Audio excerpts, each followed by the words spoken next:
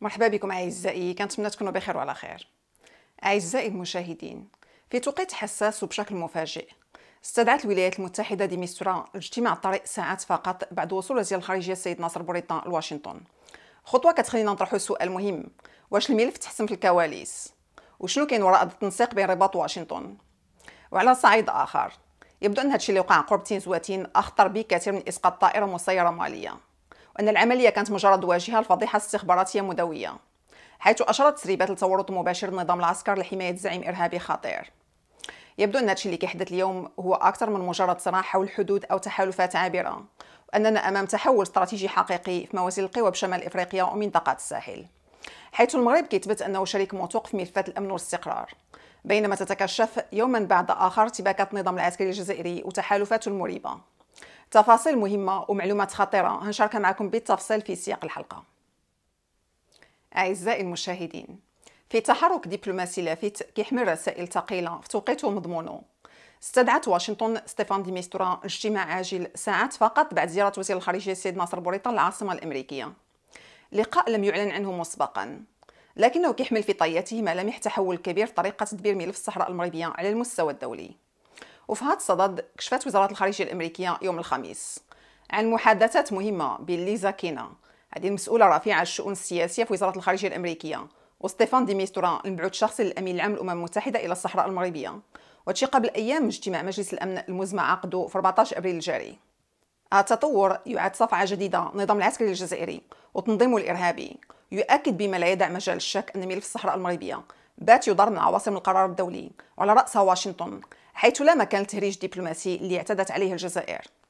استدعاء دي ميستورا مباشرة بعد زيارة السيد ناصر بوريطة لواشنطن ماشي مجرد صدفة دبلوماسية، بل هو مؤشر واضح على تنسيق عالي المستوى بين الرباط والإدارة الأمريكية، وعلى أن صوت المغرب هو اللي يسمع منين تناقش قضايا الأمن والاستقرار في شمال إفريقيا. كما أن عقد اللقاء داخل مقر وزارة الخارجية الأمريكية يعتبر دليل قوي على أهمية الطرح المغربي، وأن مقترح الحكم الذاتي لم يعد فقط ورقة تفاوض، بل ولا قاعدة واقعية لأي حل سياسي قادم. وهادشي اللي أكدو وزير الخارجية الأمريكي ماركو روبيو عقب لقائه مع وزير الخارجية السيد ناصر بوريطة بواشنطن، في تغريدة كتحمل رسائل واضحة ومباشرة وتكرس الاعتراف الأمريكي بمغربية الصحراء، وتؤكد مرة أخرى دعم بلاده المقترح الحكم الذاتي المغربي كأساس وحيد للحل العادل ودائم للنزاع. كتجي هذا التغريدة في وقت كيواصل فيه السيد بوريطة عقد اجتماعات مع كبار المسؤولين الأمريكيين وأعضاء الكونغرس لتعزيز التعاون والشراكة مع المغرب. وفي هذا الصدد أجرى السيد بوريطة مباحثات مع سيباستيان كورغا، هذا نائب مساعد الرئيس الأمريكي وكبير مديري مكافحة الإرهاب بمجلس الأمن القومي. وتمحورت هذه المباحثات حول سبل تعزيز التعاون الثنائي بين المملكة المغربية والولايات المتحدة، لا سيما فيما يتعلق بمجالات الأمن ومكافحة الإرهاب، وكذا دعم جهود الاستقرار في كل من القارة الإفريقية ومنطقة الشرق الأوسط. كتجي هذه التطورات في وقت مازال النظام الجزائري غارق في تصدير الأوهام، ورسالة من واشنطن واضحة: اللي ما كيملكش رؤية واقعية وما كيساهمش في الاستقرار فمكانه على الهامش. كذلك مع اقتراب جلسة مجلس الأمن الدولي في شهر أبريل الجاري حول ملف الصحراء المغربية، كشفت وسائل إعلام محلية روسية أن نائب وزير الخارجية الروسي برفقة مسؤولين روسيين التقوا بسفيري المغرب والجزائر في اجتماعين منفصلين. اللقاءات المنفصلة اللي عقدها نائب وزير الخارجية الروسي مع سفيري المغرب والجزائر توحي بأن موسكو تسعى إلى لعب دور متوازن، أو على الأقل إلى الإحاطة الكاملة بمواقف الطرفين قبل أي موقف رسمي محتمل داخل مجلس الأمن. كذلك مباشرة بعد الاجتماعات عقد الأمين العام لوزارة الخارجية الجزائرية لوناس ماقرمان اجتماع مع نائب وزير الخارجية الروسي في العاصمة الروسية موسكو. الجزائر استغلت انعقاد الدورة الخامسة من المشاورات السياسية الجزائرية الروسية، وتصدرت المناقشات حسب وزارة الخارجية الجزائرية تطورات الأوضاع في منطقة الساحل، بالإضافة إلى آخر المستجدات في منطقة الشرق الأوسط والقضية الفلسطينية وقضية الصحراء طبعا. ومع أن البيان الختامي لم يعطي تفاصيل دقيقة عن مضمون المشاورات والمواقف المشتركة، إلا أن اللافت في الخبر هو أن الجانب الجزائري سارع إلى إصدار بيان مفصل عن الاجتماع، وأدرج فيه ملف الصحراء المغربية ضمن سلسلة من القضايا الإقليمية الكبرى مثل الساحل والقضية الفلسطينية، وما يفهم منه محاولة الجزائر ربط النزاع بأجندة إقليمية أوسع بهدف كسب دعم روسي تحت مظلة الشراكة الاستراتيجية اللي تم توقيعها سنة 2023، ولتأمين موقف روسي أقرب لها أو على الأقل غير داعم للموقف المغربي. التحرك الروسي والاجتماعات المتزامنة كتبين أن ملف الصحراء المغربية رجع الواجهة بقوة مع اقتراب جلسة مجلس الأمن. روسيا لطالما اتخذت موقف دبلوماسي ضبابي، تدعو فيه إلى حل سياسي واقعي ومقبول، كما أن علاقاتها المتنامية مع المغرب خصوصا في ملفات الطاقة والزراعة والصيد البحري كتجعل من الصعب أن تنحاز كليا الجزائر في هذا الظرف. الجزائر كتحاول استغلال تحالفها مع موسكو للضغط ملف الصحراء، لكن ما نساوش أن تداعيات قضية إسقاط الجيش الجزائري الطائرة المسيرة المالية وشنو تبعوا من التصعيد كانت القشة اللي قسمت الظهر البعير في العلاقات بين البلدين روسيا والجزائر. المغرب من جهته يواصل تحركاته الدبلوماسية بهدوء، معتمد على دعمه الدولي المتنامي داخل مجلس الأمن خاصة من الولايات المتحدة وفرنسا. وفي النهاية الكلمة الفصل داخل مجلس الأمن هتكون الدول المؤثرة، وعلى رأس الولايات المتحدة اللي كتعتبر الحكم الذاتي تحت السيادة المغربية والحل الوحيد القابل للتطبيق، أن الطرح المغربي لم يعد فقط مقبول بل ولا ضروري في معادلة الاستقرار الإقليمي. كتجي هذه التطورات في وقت كتخوض الجزائر واحدة من أسوأ أزماتها الدبلوماسية مع الجارة مالي بعد إسقاط طائرة مسيرة مالية بالقرب من تنزواتين في منطقة كيدال. هذا الحادث حاول النظام العسكري تغليفه بعبارات السيادة والحدود، لكنه سرعان ما تفتت أمام تسريبات كتكشف عن عملية استخباراتية مريبة لحماية أخطر مطلوب في الساحل. الأزمة الدبلوماسية المتصاعدة بين الجزائر ومالي شهدت تطور جديد بعد فتح تحقيق قضائي ضد جوج من كبار الضباط في الجيش الجزائري بعد ما أسقطت القوات الجزائرية طائرة مسيرة تابعة للجيش المالي. في ظاهر الأمر أعلن الجيش الجزائري في البداية عن حادث حدودي، لكن ما خفي كان أعظم. سرعان ما أعلنت الجزائر فتح تحقيق ضد ضابطين كبيرين، الجنرال محمد رمضانية هذا قائد المراقبة الجوية المنطقة العسكرية السادسة، وضابط برتبة كولونيل لم يكشف عن اسمه، وتهمة تجاوز صلاحياتهم وفتح النار على الدرون دون الرجوع على رئيس الأركان سعيد شنقريحة. لكن خلف هذه الرواية الرسمية هناك تسريبات من مصادر قريبة من المؤسسة العسكرية الجزائرية كتأكد أن القضية أكبر بكثير.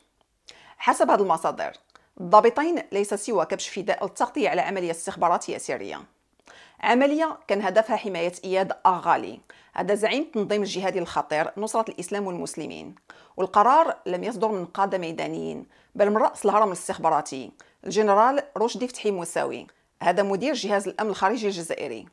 نفس المصادر أكدت أنه في الليلة السابقة للحادث تلقات المخابرات الجزائرية إنذار عاجل من عامل لها داخل الأراضي المالية أكد أن الجيش المالي حدد موقع معسكر إياد أغالي وكيستعد لتنفيذ ضربة حاسمة، وأن الوقت كان ضيق والهروب نحو الشمال كان صعب، فصدرت الأوامر بسرعة لاعتراض الدرون المالي قبل ما يتم الكشف عن مكان زعيم الجماعة، وهكا تم إسقاط الطائرة. وما يقال أن هذه الخطوة كانت الدفاع عن السيادة الجزائرية، تأكد أنها كانت لحماية شخص كتعتبره الجزائر ورقة استراتيجية. هاد إياد أغالي بالنسبة للجزائر ماشي شخص عادي بل هو أحد القادة التاريخيين للتمردات الطوارئية في التسعينات، وكان سجم ذاك الوقت علاقات متينة مع الاستخبارات الجزائرية. وفي 2012 تحول الزعيم إرهابي بتأسيسه جماعة أنصار الدين، ثم قاد اندماجها ضمن نصرة الإسلام والمسلمين سنة 2017. ورغم تورطه في جرائم حرب وجرائم ضد الإنسانية حسب المحكمة الجنائية الدولية لم يقبض عليه حتى اليوم. تقارير استخباراتية بل وتحقيقات صحفية فرنسية كتأكد أنه كيتنقل بحرية بين مالي والجزائر، بل عولج في مستشفى جزائري سنة 2016. هذه الفضيحة لم تمر مرور الكرام. مالي قررت سحب سفيرها من الجزائر وفتحت تحقيق رسمي ضد عدد من المسؤولين الجزائريين بتهم خطيرة بينها تمويل الإرهاب وتهريب السلاح، بل وأكثر من ذلك قدمت شكاية لمجلس الأمن الدولي. قضية الطائرة المسيرة المالية وصلت لمجلس الأمن الدولي حيث تبادل الطرفان الاتهامات بشأن الأحداث اللي وقعت مؤخرا على الحدود المشتركة. وفقا للوثيقة نقلتها إذاعة فرنسا الدولية، وجهت حكومة باماكو رسالة يوم 7 أبريل الجاري لمجلس الأمن الدولي تحيطه علما بما قالت إنها أعمال عدائية كتقوم بها الجزائر ضدها. وقبل شهر وبالضبط في 7 من مارس كانت رسلت الجزائر برقية إحاطة لمجلس الأمن كتقول فيها أن اللجنة العسكرية الانتقالية في مالي كتقوم باستفزازات واختراق الأجواء وتتعمد الكذب والتلفيق. وفقا لمصدر دبلوماسي تحدث الإذاعة فرنسا الدولية اللي قال أن الرسائل الموجهة لمجلس الأمن الدولتين لا تعد شكوى قضائية إذ لم يتقدم أي من الطرفين بطلب جلسة خاصة في الموضوع. هالتطورات خلت التحالف الجديد بين مالي وبوركينا فاسو والنيجر المعروف بتحالف دول الساحل يبدأ يتعامل مع الجزائر كطرف مشبوه وماشي كوسط محايد، خصوصا مع تزايد الأدلة على علاقتها بعناصر جهادية. هادشي اللي كيجري اليوم هو لحظة مفصلية وما بقاش ممكن إخفاء التناقضات في سياسة النظام الجزائري، خصوصا في ظل تشديد المراقبة الدولية على دعم الإرهاب وحماية إياد غالي. راه اذا تبتت هذه الامور هذه تكون بمثابه ضربه قاسمه لصوره الجزائر على الساحه الدوليه. هناك معطيات قويه تشير الى وجود تواطؤ او حتى حمايه مباشره لبعض اخطر العناصر الجهاديه في المنطقه، وعلى راسهم يد اغالي، حيث كشفت مصادر جد مطلعه ان القضيه ماشي مجرد حديث حدودي او خطا عسكري معزول، بل هي كما يبدو جزء من استراتيجيه غامضه كتبناها الجزائر منذ سنوات، كتقوم على استثمار بعض الجماعات المسلحه كاوراق ضغط او ادوات تاثير اقليمي، خاصه في تندوف قرب الحدود مع المغرب وفي مالي وشمال النيجر. ومن المثير أن يضحي نظام العسكر بضابطين رفيعين فقط للتغطية على قرار يرجح أنه صدر من أعلى هرم الاستخبارات الجزائرية، ما يدل على محاولات بائسة لاحتواء الفضيحة دون المساس بجوهر الاستراتيجية اللي كتتبعها الجزائر في الساحل. دول الساحل خاصة مالي ما بقاتش كتسمح مع هذا النوع من المراوغات، والدليل هو تصعيد اللهجة وتقديم شكاوى دولية، بل وفتح تحقيقات قضائية بتهم خطيرة كتمس مباشرة الجزائر. وفي سياق إعادة ترتيب التحالفات الإقليمية، خاصة بعد تقارب دول الساحل مع روسيا واعتماد أسلحة حديثة مثل الطائرات المسيرة التركية، يبدو أن موازين القوى بدأت كتميل لغير صالح الجزائر، وأنها بدأت كتفقد أوراقها التقليدية في التأثير. يبدو أن النظام الجزائري كيراهن على لعبة خطيرة في منطقة شديدة الهشاشة، ولكن المؤشرات تظهر أن هذه اللعبة بدأت كتخرج عن السيطرة وتقدر تجر عليه كلفة دبلوماسية وأمنية باهظة. في خضم هذا الارتباك ما لقات الجزائر سوى تونس وليبيا لمحاولة إحياء تكتل ثلاثي يعطي انطباع بأنها ليست معزولة. زيارة عطاف المفاجئة لتونس جاءت بمثابة محاولة استباقية للهروب للأمام، في وقت تعيد فيه دول الساحل وبدعم من قوى كبرى ترتيب تحالفاتها بعيدا عن الوصاية الجزائرية. كتجي الزيارة المفاجئة لعطاف لتونس وتكرار الحديث عن التحولات المقلقة لتكشف أن الدبلوماسية الجزائرية ما كتحركش وفق استراتيجية مدروسة، بل كرد فعل على صدمات متوالية أبرزها الموقف الأمريكي الغير مسبوق حول سيادة المغرب على أقاليمه الجنوبية وتصدع العلاقة مع مالي وتصاعد دعم قوى كبرى لحلف الساحل الجديد المناهض للجزائر. وزير الخارجية الجزائري أحمد عطاف خلال زيارته لتونس حمل مخاوف بلاده إزاء المتغيرات المتسارعة اللي كتشهدها منطقة الساحل، وفي خلفية هذه التحركات كيظهر تخوف جزائري متزايد من تغيير موازين القوى في الساحل بعد تشكل محور عسكري أمني كيضم مالي وبوركينا فاسو ونيجر بدعم مباشر من موسكو وأنقرة، حيث وجه هذا التكتل صفعة قوية للجزائر عبر سحب سفراء من العاصمة الجزائرية وتوجيه اتهامات غير مسبوقة بدعم الإرهاب وتدخل في شؤون الدول ذات السيادة. وتبدو الجزائر اليوم في حالة ارتباك دبلوماسي متزايد، إذ تواجه عدد من الأزمات المتراكمة وكتراهن على أن يشكل هذا التكتل مخرج من المأزق، دون أن تأخذ في الاعتبار أن تونس وليبيا عندهم ما يكفيهم من المشاكل، وأنه ماشي في موقع كيسمح لهم بالدخول في تحالفات كتخدم أجندة جزائرية خالصة، وبدون شك أنهم ما عندهمش استعداد لتحمل تبعات أخطاء وخيارات جزائرية فردية، لا سيما عندما يتعلق الأمر بإقدام الجزائر على خطوات عسكرية أحادية الجانب دون الحد الأدنى من تشاور مع جيرانها. ورغم أن التصريحات الرسمية الجزائرية والتونسية لم تشير صراحة القمة الثلاثية المنتظرة، إلا أن التحركات الدبلوماسية الجزائرية تسعى بوضوح إلى تحديد موعد لعقدها، وهذا بغرض إصدار موقف موحد يظهر أن الجزائر ليست معزولة. لذلك هي كتحاول اليوم توظيف هذا التكتل كدرع دبلوماسي يحميها من ارتدادات أزمات صنعتها بيدها.